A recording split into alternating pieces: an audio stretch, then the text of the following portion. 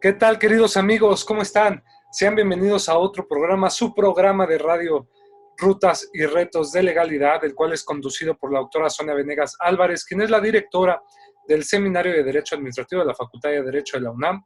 El día de hoy yo voy a ser quien conduzca este programa, su amigo Juan Negrete, y estoy muy contento, muy feliz, porque contamos con la valiosa presencia no solo de una mujer que es brillante en su inteligencia, en lo profesional, y que aparte es un ser humano incalculablemente, vaya, maravilloso, y no quiero con esto ser, eh, pues echar muchas flores a esto, pero vaya, ella es una persona que es licenciada, maestra en Derecho, con mención honorífica por el Instituto Immanuel Kant, está estudiando su doctorado en este mismo instituto, es la coordinadora general del Diplomado de Derecho Laboral y Seguridad Social de la Universidad Intercontinental, pues vaya, realmente tiene una gran experiencia y no quiero restarle más.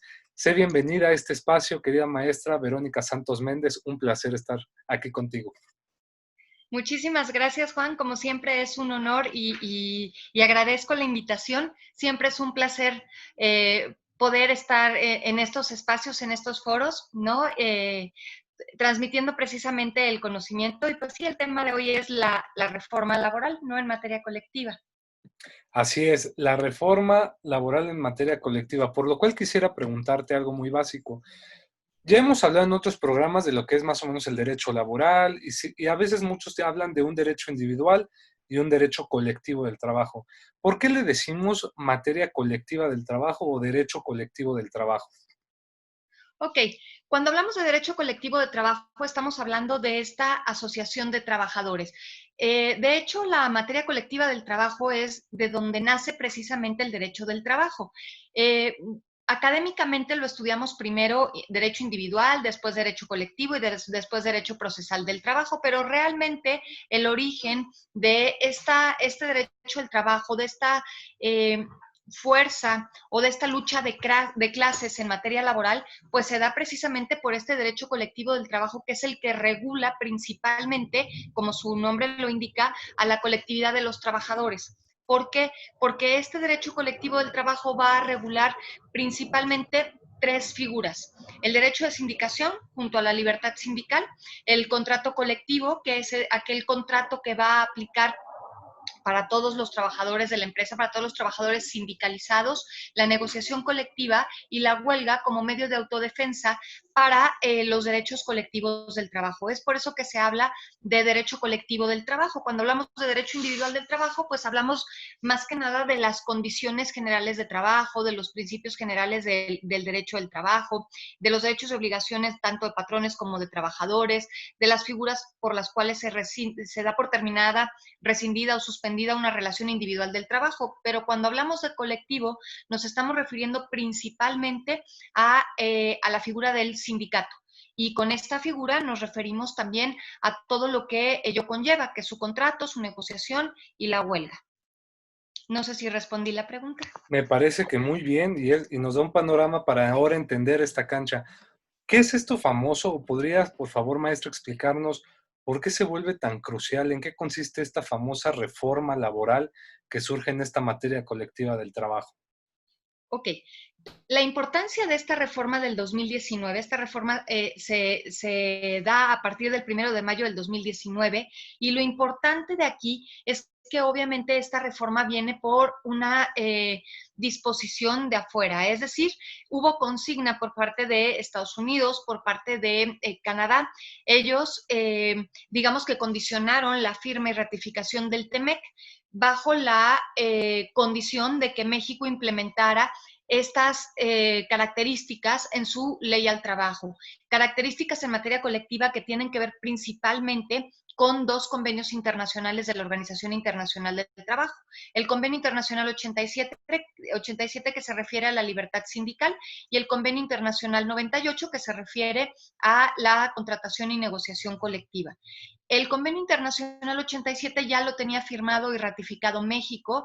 El 98 era un tema pendiente, pero a partir de este condicionamiento por parte de Estados Unidos y de Canadá, a partir de esta presión, porque la firma del TEMEC pues todos sabemos que el TEMEC anteriormente era el Tratado de Libre Comercio y es un tratado económico, es un tratado fundamental para nuestro país. Entonces, Estados Unidos y Canadá condiciona a México en cuanto a que no habrá firma de este TEMEC si no se implementa la reforma laboral.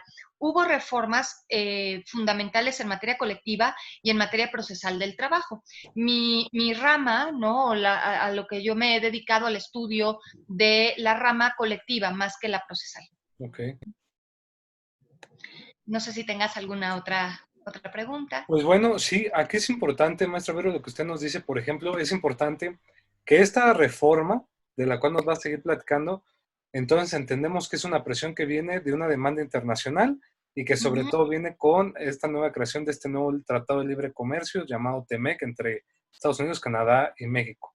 Aparte también, en buena medida, si usted me lo permite, pues ya tenemos también ahí una presión por parte de la Organización Internacional del Trabajo, con el convenio 98, si no estoy mal, pero bueno, lo dejaría para que nos lo explique más adelante. Entonces, ya entendiendo por qué se da esta parte a nivel internacional, qué es lo que pasa en materia en México, es decir, qué venimos a cambiar en México de cómo estábamos con la reforma de 2012, ahora con la reforma que primero fue a nivel constitucional en el 2017 y ahora en la Ley Federal del Trabajo en el 2019.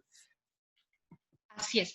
En el 2017 fue la reforma constitucional laboral, es decir, es donde se sustituyen las juntas de conciliación y arbitraje por tribunales del trabajo. Sabemos que las juntas de conciliación y arbitraje dependen del Poder Ejecutivo, pero los tribunales de trabajo van a depender del Poder Judicial y esa reforma del 2017 principalmente versó sobre la sustitución o desaparición de las juntas y la implementación de los tribunales de trabajo precisamente en febrero del 2017 y ahí quedó parado hasta el 2019. ¿Por qué? Porque en ese lapso de tiempo es cuando viene precisamente esta presión a nivel internacional, es cuando viene esta firma, esta nueva ratificación del TEMEC, ¿no? De lo que era el TLC, pero condicionan a México. ¿Por qué? Porque digamos que nuestras prácticas laborales afectan económicamente y por supuesto que también afectaban a Canadá y a Estados Unidos. Es por eso que si leemos el capítulo 23, anexo A del TEMEC, el 23A, vamos a ver que es literal, ¿no? Todas aquellas modificaciones que se hicieron a la Ley Federal del Trabajo a partir del año 2019. Efectivamente, se hace hincapié o se pide que México se base también en los convenios internacionales 87 y 98, como te decía, de libertad sindical, porque es una figura básica para esta nueva reforma del 2019, ¿no? En cuanto a la libertad sindical y este derecho de sindicación, que es fundamental para poder entender este derecho colectivo del trabajo. Es fundamental para que haya contratos colectivos, para que pueda llevarse a cabo esta democracia sindical, esta pluralidad sindical. Cuando hablamos de esta libertad sindical del Convenio Internacional 87, pues se establece ese derecho de los trabajadores a ejercer su libertad sindical. Es decir, a crear sus propios sindicatos, a pertenecer al sindicato que ellos prefieran o a no afiliarse a los sindicatos o simplemente separarse al sindicato al que pertenecen. Ajá. Esto atendiendo precisamente al Convenio Internacional 87. Este convenio también establece la no injerencia del Estado o de los patrones en la vida del sindicato. Entonces es el convenio 87 de la OIT, no el 97. 87 y 98. Ah, 87 y 98, para estar claros, porque entonces cometí un error al inicio, pero ya lo emparejamos. Siga usted, por favor, maestra, gracias. El Convenio Internacional 87 sobre libertad sindical. Es decir, la no injerencia ni de patrones ni del Estado en la vida del sindicato, en la creación y en la vida del sindicato. Sin embargo, por ejemplo, nuestra legislación rompe con esta libertad sindical, atendiendo a qué. En primer lugar, para que el sindicato exista, es decir, para que el sindicato adquiera personalidad jurídica, se le pide una toma de nota y el otorgamiento de un registro sindical. Esto está atentando totalmente contra el convenio 87 de la OIT. ¿Por qué? Porque, por ejemplo, Néstor de Buen y hay tesis jurisprudencial que establecen que el registro sindical simplemente debe tener efectos declarativos, no constitutivos. ¿Qué quiere decir esto? Néstor de Buen decía que no podemos registrar lo inexistente. El sindicato existe desde antes o previo a su registro. Sin embargo, nuestra legislación establece que es a partir de que se otorga el registro sindical que el sindicato adquiere personalidad jurídica para poder ejercer, digamos, todos sus derechos, para que sus representantes puedan precisamente ser representados en juicio, para poder estallar una huelga, para poder solicitar la firma de un contrato colectivo, su negociación, su modificación y en su caso para estallar una huelga, ¿no? Por una parte, obviamente, digamos, ir en contra de lo establecido por el convenio 87 de la OIT, pues obviamente como consecuencia ha traído que la Organización Internacional del Trabajo emita recomendaciones constantes a México, en el cual o en las cuales obviamente apunta precisamente a que se deje de violentar esta libertad sindical hacia los trabajadores.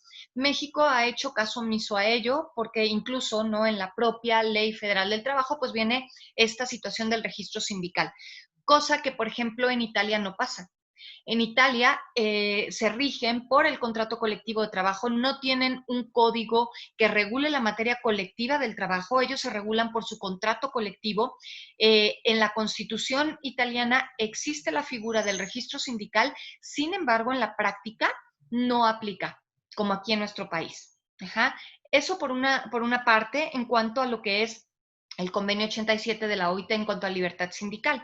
Pero el convenio 98, que es el que apenas se ratificó en el año 2018, pues este convenio lo que establecía era precisamente la contratación colectiva, la negociación colectiva, la negociación voluntaria, y esto es quizá lo más importante de esta reforma del 2019. ¿Por qué? Porque ahora hablamos de la democracia sindical, porque ahora se establece que los trabajadores van a poder participar de forma directa en la elección de sus representantes, en la conformación de su mesa directiva, en la creación de un contrato colectivo, en su revisión, incluso en el estallamiento a huelga.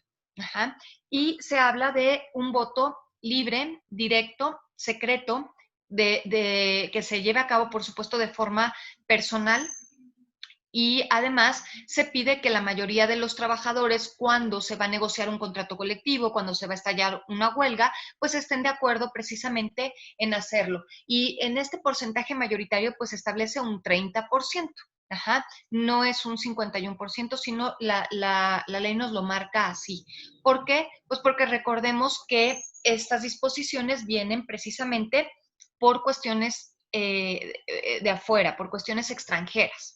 Uh-huh. Okay. No sé si hasta aquí hay alguna duda. No, no, no, por favor, prosiga, maestra. Ok. Se dice que precisamente para la elaboración, depósito, registro del contrato colectivo, pues va a haber centros. Va a haber un centro federal de registro laboral en el cual precisamente se van a depositar estos contratos colectivos, reglamentos interiores de trabajo, se van a registrar los sindicatos y obviamente toda la información que este centro tenga, pues se tiene que subir a una plataforma virtual, a una página web, en donde obviamente la información va a ser pública atendiendo a la transparencia en esta materia, cosa que no tenemos, ¿no? ¿Por qué? Porque si nosotros queremos buscar información sobre algún contrato colectivo depositado en la Junta, pues sí, lo podemos hacer vía electrónica, pero en muchas ocasiones es muy complicado el encontrar esta información, porque son datos sensibles, porque son datos que no le conviene a la empresa que la gente sepa o que sus trabajadores se informen, y porque además muchos de estos contratos son contratos de protección patronal. Okay. Para nadie es secreto, ¿no?, que existen contratos de protección patronal, que existen sindicatos charros, ¿no?, en los cuales firman a espaldas de los trabajadores este tipo de contratos y realmente están en contubernio con los patrones. ¿Por qué? Porque en este tipo de contratos lo que se establece son nada más los mínimos legales, los mínimos requeridos por la ley, pero realmente nunca se negocian en forma benéfica para los trabajadores. Por ejemplo, a lo mejor se puede solicitar la negociación para incrementar el salario, pero el porcentaje que incrementa es mínimo, las condiciones económicas pues realmente no se mejoran. ¿Por qué? Porque lo que se busca precisamente es, digamos, mantener a los trabajadores tranquilos, no permitir que en una empresa haya sindicatos independientes, sino que en cuanto llegan los trabajadores, los inscriben al sindicato ya creado para precisamente coartar esa libertad sindical, ese derecho del trabajador para crear su propio sindicato, ¿no? Un sindicato nuevo o para afiliarse a cualquier otro sindicato. Otra de las figuras importantes de esta reforma, atendiendo a esto, es la pluralidad sindical, que haya varios sindicatos en una empresa. Esto a las empresas no les gusta, porque, como comentaba anteriormente, estos sindicatos charros, estos contratos de protección, lo que muchas veces hacen es precisamente ir afiliando a todos los trabajadores, ¿no?, a este sindicato para que no haya competencia, para que ellos tengan la titularidad del contrato colectivo y no sean otros sindicatos, digamos, independientes o de verdadera lucha, los que puedan, digamos, tener el control y la negociación real, ¿no?, de un contrato colectivo de trabajo. No sé si hasta aquí vamos bien o hay alguna duda. Me gustaría nada más preguntar para tener claro, a ver, ¿cómo definir una negociación colectiva? Ok. Ese es La primero. Ajá, Ajá. negociación colectiva. Posteriormente, diferenciar lo que realmente es tal vez un verdadero depósito del contrato colectivo y los reglamentos, y nada más un registro, por así decirlo, o nada más constituirlo. Y sobre todo, esta cuestión de nada más un poco definir otra vez qué es esto de que ahora, por ejemplo, podemos constituir más y antes no se podía. Nada más para tenerlo claro, estos tres conceptos hasta ahorita. Ok, negociación colectiva. La negociación colectiva es el procedimiento, como su nombre lo indica, a través del cual vamos a negociar las condiciones laborales, las condiciones económicas establecidas en un contrato colectivo de trabajo. Esa es la negociación colectiva. Esa negociación colectiva, ¿quiénes serían las partes? ¿El patrón, el sindicato y los trabajadores o nada más los trabajadores y el patrón? Hay que recordar que en materia laboral el tripartismo es fundamental, ¿Sí? ¿no? Representante patronal, representante obrero, representante del gobierno. ¿Qué es lo que pasa? Generalmente en estas negociaciones colectivas están presentes representante patronal y representante sindical. Cuando hablamos de sindicatos charros o de contratos de protección, pues realmente esta negociación colectiva pues no es tal, porque ya están de acuerdo, no hay una negociación como tal. Pero cuando hablamos de un sindicato verdadero, un sindicato independiente que de verdad quiere mejorar las condiciones de trabajo de sus afiliados, pues entonces viene, digamos, una contienda entre el representante obrero y el representante patronal, donde va a ser, digamos, una negociación, una estira y afloja sobre las condiciones laborales. Generalmente lo que se busca es mejorarlas, es incrementarlas, pero en esta época globalizada, en esta época de flexibilización, pues hay veces que la empresa no puede incrementar las condiciones porque entonces iría en perjuicio económico de la misma y eso afectaría, por supuesto, la estabilidad en el empleo de los trabajadores. Hay sindicatos y empresas que lo entienden y hay otros que no. Quienes no lo entienden generalmente tienden a que, pues, a lo mejor por 3 meses, por 4 meses, logren sus bonos o logren ciertos incrementos económicos, pero ello va a conllevar finalmente a la suspensión o a la quiebra de la empresa. ¿Por qué? Porque la economía no está dando, la economía interna de la empresa no está dando para ello. En una buena, y bueno, finalmente cuando hablamos de negociación colectiva y con todos estos medios alternos de solución de conflictos, aunque aquí no estamos hablando de una cuestión litigiosa, pues se tiene que hacer uso precisamente de estas armas, ¿no? De negociación, de estas armas de poder conciliar intereses sin obviamente afectar a los trabajadores, pero quizá el tener en cuenta que la flexibilización entendida como la adecuación o adaptación al cambio podría conllevar a lo mejor el reducir a lo mejor ciertos bonos o ciertos beneficios económicos que se le da a los trabajadores sindicalizados en beneficio de la empresa, en beneficio de que la empresa siga caminando para que ellos puedan tener esa estabilidad laboral, pues ese empleo, que no lo pierdan. Ojo que no estoy diciendo que en una negociación tiene que haber o tiene que negociarse la renuncia a derechos. Sabemos que eso es inconstitucional, pero sí estoy a favor de que haya una real negociación, que haya una flexibilización, siempre en beneficio del trabajador y, por supuesto, de la empresa, que haya un equilibrio. Esa era la primera pregunta, ¿no? La negociación colectiva. Así es. Y la segunda, ¿qué diferencia habría entre un verdadero registro laboral del contrato colectivo y el reglamento y lo que, pues, de alguna forma llega a pasar antes de la reforma, ¿no? Que pasaba o que esperamos ya no pase. Ok, ¿qué pasa con esto del registro sindical? Yo siempre he dicho que el registro sindical es un medio de control estatal, ¿no? En donde atentan contra la libertad sindical. El registro sindical es, digamos, ese documento, ese número que le va a autorizar al sindicato o le va a otorgar esa personalidad jurídica. ¿Qué es lo que pasaba antes? Bueno, antes de la reforma. Era muy complicado que a un sindicato independiente o a un sindicato verdadero de lucha se le otorgara un registro sindical. ¿Por qué? Pues porque iba a ser molesto, tanto para la empresa como quizá para los intereses económicos del país. Entonces lo que hacían era siempre buscar la forma de negar el registro sindical. ¿Por qué? Pues para que un sindicato se pueda constituir, tiene que cumplir con 3 requisitos: fondo, forma y mayoría. Si faltaba alguno de estos 3 requisitos, cuando hablamos de requisitos de fondo, hablamos de que un sindicato está buscando el estudio, defensa y mejoramiento de sus intereses colectivos, está buscando el equilibrio, ¿no? O busca que haya un equilibrio entre los medios de producción. Si este no era el objetivo del sindicato, pues por ahí pegaban, ¿no? Y decían, ok, no cumple con requisitos de fondo. Requisitos de forma, a lo mejor en sus estatutos hace falta algún punto de los establecidos en el 371 de la Ley Federal del Trabajo. Y entonces negaban registro sindical. Y bueno, el requisito de mayoría, en donde sabemos que para que un sindicato de trabajadores exista, pues tiene que haber por lo menos 20 trabajadores para poder crearlo. ¿Qué es lo que pasaba? Que muchas veces la autoridad traía la consigna efectivamente de a estos sindicatos no otorgarles el registro, porque iban a ser molestos. Con la nueva reforma, ahora se habla de pluralidad sindical, de libertad sindical, y lo que está pasando es que ahora están otorgando registros sindicales a sindicatos independientes.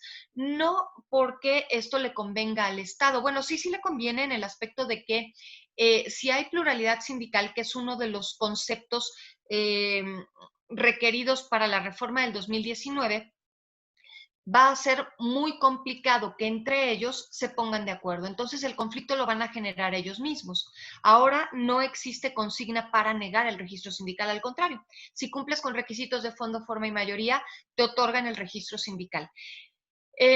Yo aquí apuntaría dos cosas. Una, no estoy de acuerdo con el registro sindical porque para mí es una figura que atenta contra la libertad sindical. Y otra, esta figura de pluralidad sindical, lejos de beneficiar, va a perjudicar, digamos, la vida colectiva del derecho. Esa Okay. era la segunda pregunta, ¿no? ¿Y la Así es. tercera?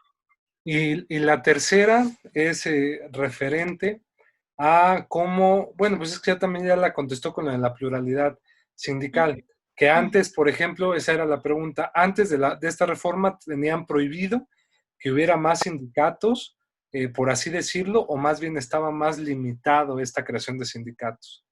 Uh-huh. O sea, ¿por qué hoy hablamos de pluralidad sindical y antes no? Muy brevemente, maestra. Ok.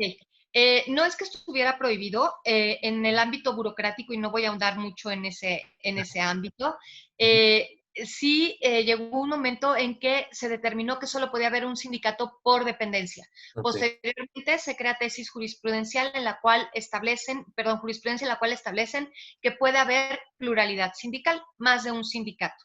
Okay. La Ley Federal del Trabajo nunca estableció un límite para sindicatos. Es decir, una empresa podía tener los sindicatos que quisiera, pero el sindicato mayoritario, es decir, el sindicato que tuviera mayor número de trabajadores afiliados, iba a ser el titular del contrato colectivo de trabajo. Perfecto. Actualmente, sí se habla en el Convenio Internacional 98 de la pluralidad sindical, que es precisamente que los trabajadores atendiendo al Convenio 87 de la OIT puedan crear el sindicato que mejor les convenga. Ajá, y no hay un freno, no hay un límite en cuanto a número de sindicatos. Perfecto.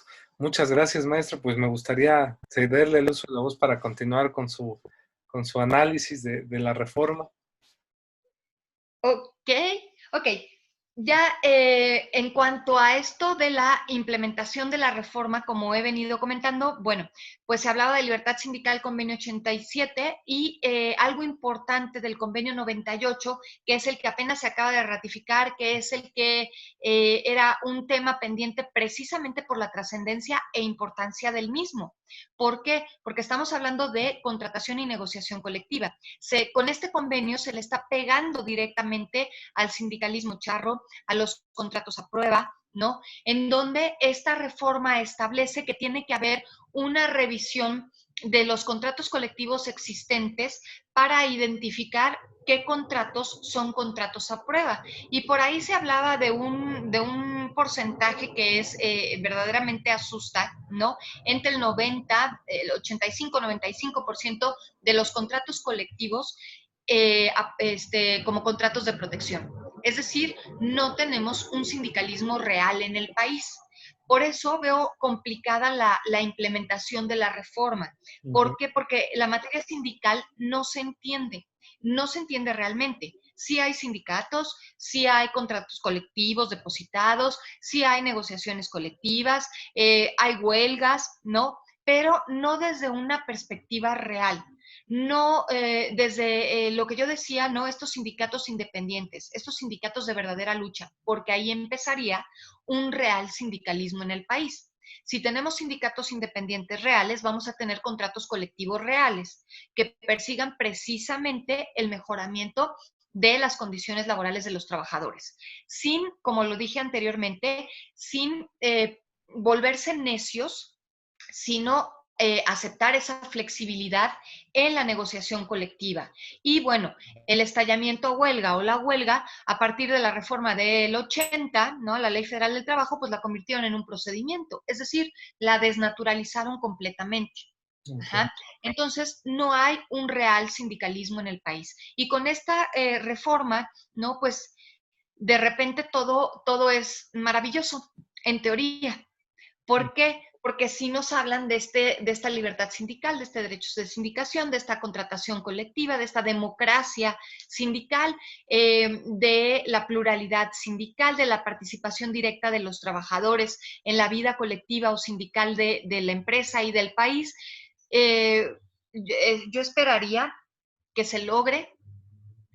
No sé, no sé, no sé si verdaderamente o en qué lapso de tiempo se haga, porque es una materia técnica, la han convertido en una materia muy técnica y con muchas, digamos, cuestiones de facto, no, quizá no legales, muchas prácticas, los golpeadores, estas situaciones en donde uno dice, híjole, pues esto no es el derecho colectivo del trabajo, ¿no? El derecho colectivo efectivamente nunca nació siendo un derecho pacifista, nunca.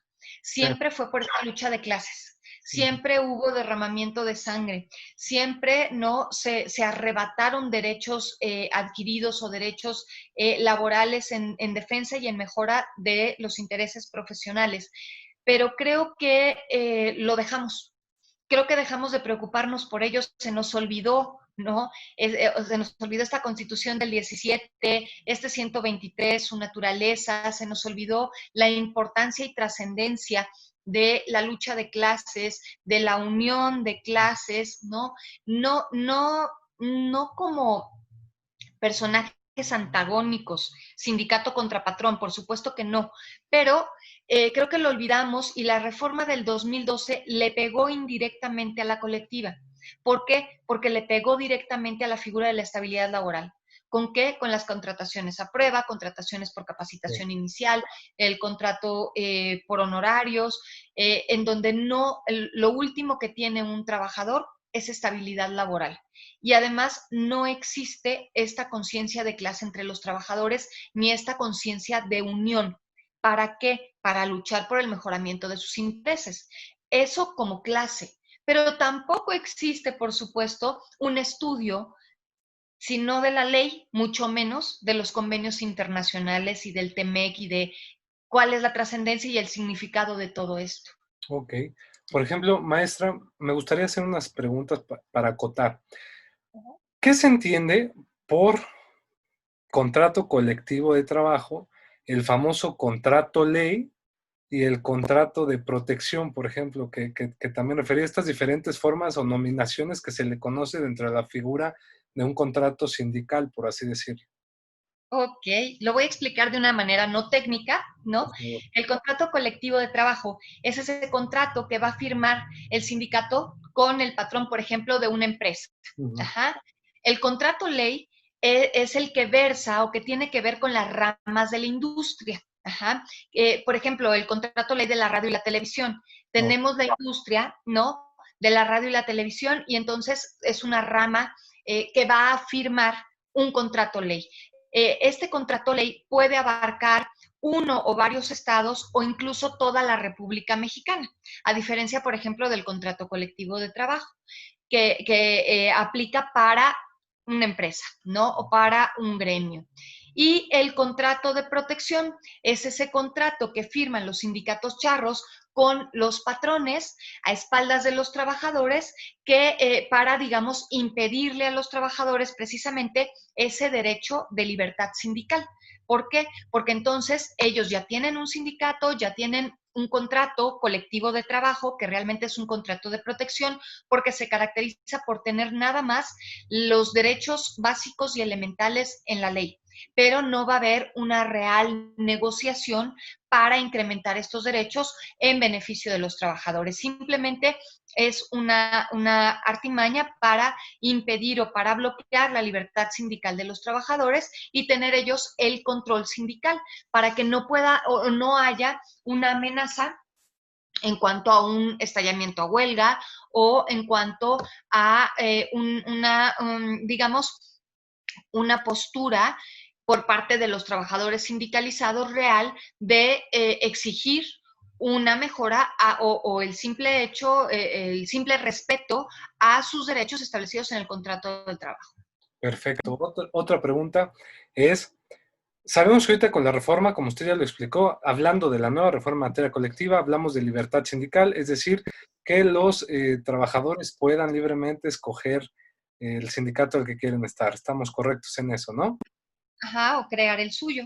O crear el suyo, de ahí que haya la pluralidad de sindical, que se Así, puedan crear más sindicatos y que se compita para obviamente quién va a tener el contrato colectivo. ¿Sí es así? así es. Ajá. La titularidad del contrato Ajá. colectivo en el sindicato mayoritario, es decir, el sindicato que tenga mayor número de trabajadores afiliados. De todos los que lo conformen, de todos los trabajadores. Así es. Perfecto. Otro punto importante ahora es que ya no están obligados a pagar una cuota patronal, ¿verdad? Claro, claro. La cuota sindical. Ujú. Sindical, perdón. Y esa cuota sindical, ¿qué opina usted al respecto de eso? Ok, se habla de una cuota voluntaria y es otro traspié, ¿no? A esta reforma. Ok. ¿Por qué? Bueno, pues porque se supone que los trabajadores expresamente deben manifestar que ya no quieren que se les siga, digamos, descontando estas cuotas sindicales, sino que ellos van a hacer o van a realizar sus cuotas voluntarias. Para que una sociedad, yéndome un poquito a la materia civil y mercantil, para que una sociedad funcione, pues se requiere capital, se requiere la aportación de los socios para que se genere este patrimonio y estas sociedades puedan existir y caminar. Lo mismo en una asociación profesional. Para que la asociación pueda caminar adecuadamente, necesita de las cuotas voluntarias. Si aquí lo van a dejar no a consideración obviamente de los trabajadores, pues seguramente dirán, ¿no? Que ellos no quieren que se les descuenten las cuotas, que ellos harán sus aportaciones voluntarias. Pero si empiezan a incumplir con estas aportaciones, que además es uno de las obligaciones de los miembros del sindicato, pero si empiezan a incumplir y no tenemos ese patrimonio o no contamos con esas cuotas, pues obviamente esa asociación profesional o ese sindicato no va a poder sostenerse, no va a poder existir, ¿no? Entonces, bueno, no está mal el concepto de cuotas voluntarias si nuestra cultura fuera otra, ¿no? Yo creo que para que esta reforma funcione, pues se requiere primero de una adecuada cultura de la sociedad. Ok. Otra pregunta es, mencionaba usted que con la reforma se maneja el contexto desde el ámbito internacional por la OIT de la democracia sindical. ¿En qué consiste la democracia sindical, maestro? La democracia sindical tiene que ver precisamente con este voto que se les otorga ahora a los trabajadores, un voto personal, libre, directo, secreto, para la elección de sus dirigentes, para la elección de sus mesas directivas, porque muchas veces ellos ni siquiera intervienen en esto. Ellos hay veces que llegan y, como decía, estos sindicatos charros, pues ya está formado y ahora tú te integras a este sindicato. Pues sí, pero a lo mejor ese trabajador, haciendo uso de su libertad sindical, quiere formar un nuevo sindicato porque el que está ya no le conviene o no le gusta o no. Y entonces se supone que a través de esta democracia sindical los trabajadores van a tener una participación real, una participación directa en la conformación del sindicato, en la vida del sindicato, en la elección de sus dirigentes, de su mesa directiva, de su redacción de estatutos, de contrato colectivo, negociación, etcétera. Perfecto. Y, por ejemplo, ¿qué era la cláusula de expulsión que estaban en los contratos colectivos, maestro? Ok, la cláusula de exclusión tiene dos vertientes, exclusión por expulsión y exclusión por admisión. La cláusula de exclusión por expulsión, que ha sido ya considerada inconstitucional porque atenta contra la estabilidad en el empleo, contra la libertad del empleo, consistía en que si un trabajador era expulsado del sindicato, el patrón podía despedirlo sin responsabilidad. Ajá. ¿Qué es lo que pasaba? Que a lo mejor en el sindicato había un trabajador que estaba siendo molesto, estoy hablando de un sindicato charro, ¿no? En donde el trabajador a lo mejor me está exigiendo derechos que tiene o me está cuestionando, me está resultando molesto y entonces el sindicato lo expulsa. Para expulsar a un trabajador del sindicato, el 371 en sus últimas fracciones nos establece todo un procedimiento a seguir que también se ha cuestionado mucho la legalidad y constitucionalidad de este procedimiento. Entonces, el sindicato lo expulsa y el patrón lo despide sin responsabilidad. Como mencionaba, esta cláusula ya ha sido declarada inconstitucional, pero sin embargo muchos contratos colectivos todavía la tienen ahí. Ajá. Si se demanda, obviamente, la nulidad de esta cláusula o el que se está violando el derecho humano del trabajo del propio trabajador, pues por supuesto que tiene muchas posibilidades de ganarlo, digamos. Y la cláusula de exclusión por admisión es que cuando en una empresa hay una vacante o una plaza de nueva creación, pues primero va a ser ofertada al sindicato, quien va a, recomendar a algún trabajador sindicalizado para que la ocupe, estará a prueba por un lapso de 30 días y si no, entonces, si no tiene el perfil este trabajador, pues entonces el patrón ya abrirá esta propuesta a los trabajadores de su empresa o incluso a trabajadores externos.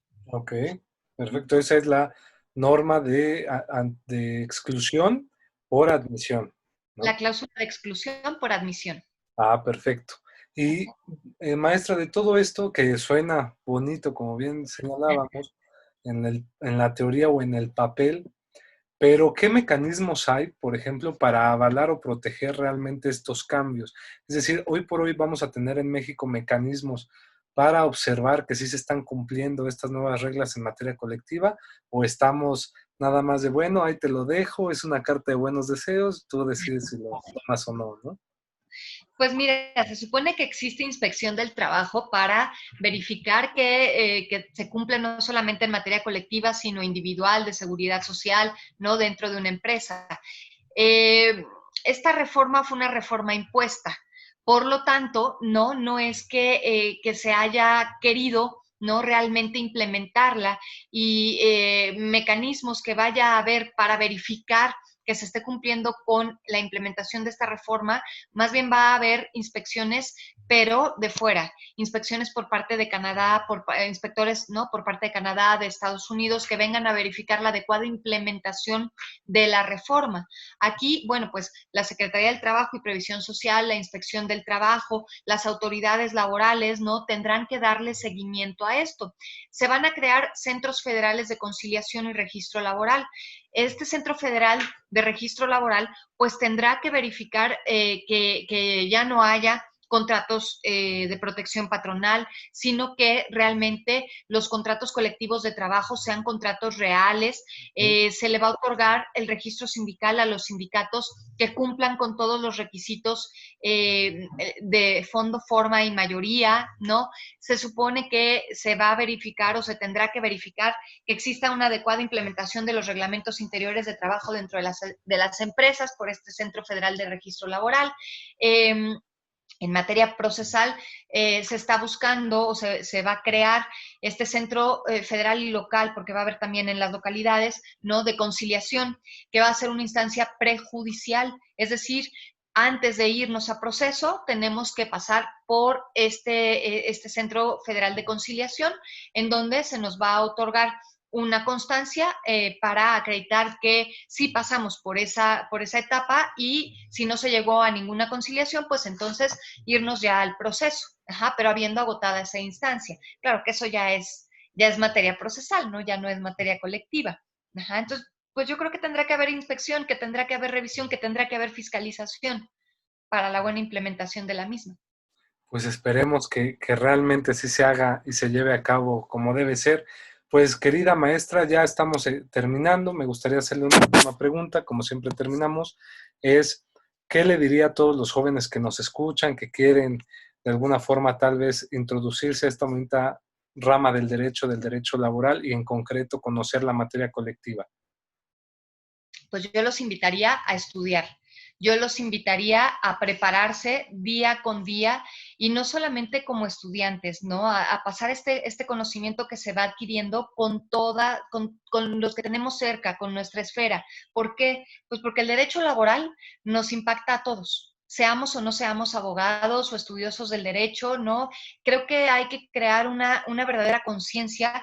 El derecho colectivo del trabajo siempre se ha considerado, bueno, no siempre, pero últimamente quienes nos dedicamos a esto nos dicen que somos grilleros, ¿no? O que nos gusta ser rojos, no, yo creo que es simplemente el hacer valer, ¿no? Estos derechos laborales. Hay que tener esta conciencia de clase, como su nombre lo dice, es derecho colectivo. Necesitamos de la colectividad, necesitamos de la unión de todos y de toda la sociedad, pero que sea una unión pensada, una unión razonada, que si vamos a exigir algo, lo hagamos desde el conocimiento y no desde la impulsividad, o que se da mucho en materia colectiva, ¿no? O desde la agresividad, ¿no? Que podamos llevar a cabo una negociación estudiada, adecuada, para no terminar con estas, o para terminar más bien con estas prácticas de golpeadores y de cuestiones así tan deplorables en nuestra materia.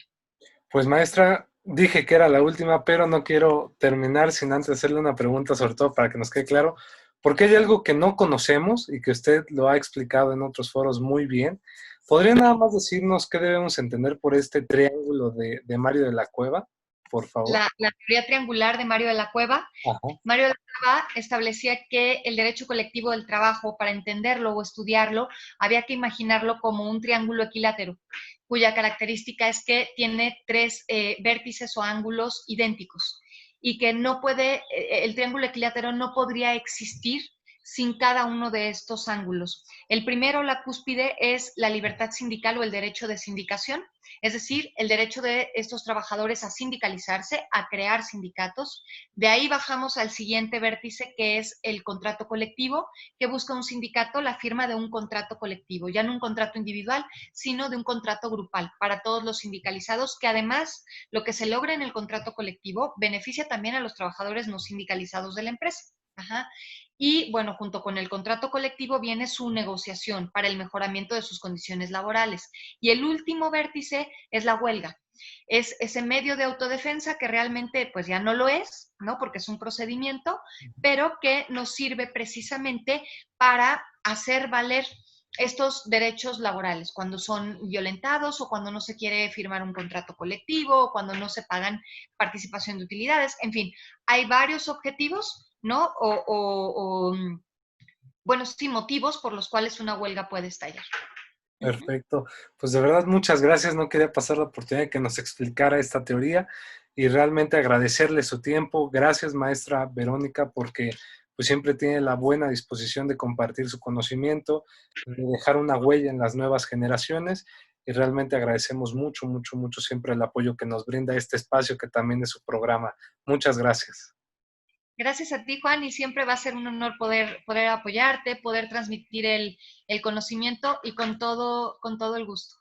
Perfecto. Pues agradecemos mucho a nuestro director, el doctor Raúl Juan Contreras Bustamante, también al maestro Ricardo Rojas Arevalo, director de Educación a Distancia de la misma Facultad de Derecho, y a la doctora Sonia Venegas Álvarez, directora del Seminario de Derecho Administrativo. Agradecemos mucho a la maestra Verónica Santos Méndez, quien nos acompañó el día de hoy, y a todos ustedes los invitamos a que nos sigan viendo, compartan este material que puede ser de mucha ayuda y utilidad a otras personas, regálenos por favor un me gusta, y suscríbanse en un botoncito aquí en nuestro canal para que sean los primeros en recibir cuando tengamos nuevo material para ustedes.